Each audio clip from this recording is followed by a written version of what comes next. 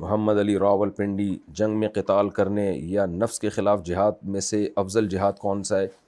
جب لڑائی کے میدان میں ضرورت ہو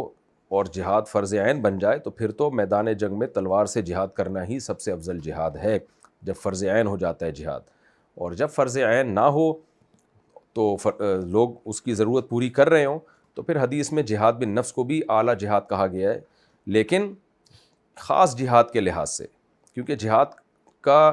اصل جہاد جوہد سے نکلا ہے نا، مشقت سے، تو نفس کے خلاف جہاد میں انسان کو پریشانی بہت زیادہ ہوتی ہے، اور ظاہر ہے وہ نفس کے خلاف جہاد جب آپ میدان جنگ میں جہاد کریں گے تو بھی نفس کے خلاف ہی جہاد ہوگا۔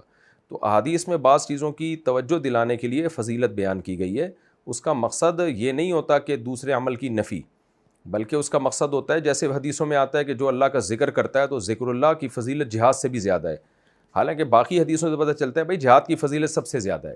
لیکن نبی نے اس لیے کہ ایسا نہ ہو کہ لوگ ذکر چھوڑ دیں تو اس لیے بعض حدیثوں میں آپ نے بعض لحاظ سے ذکر کو فضیلت دی ہے۔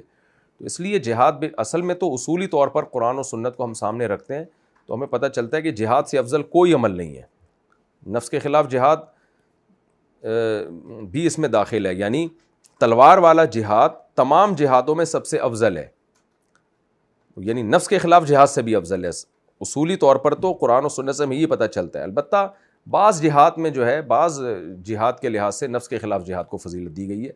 تو لیکن اس حدیث کی بیس پہ آپ جب جہاد فرض ہو جائے تو چھوڑ نہیں سکتے آپ اس بیس پہ کہ میں نفس کے خلاف والا جہاد کر رہا ہوں، تلوار والا تم کرو، یہ غلط ہو جائے گا۔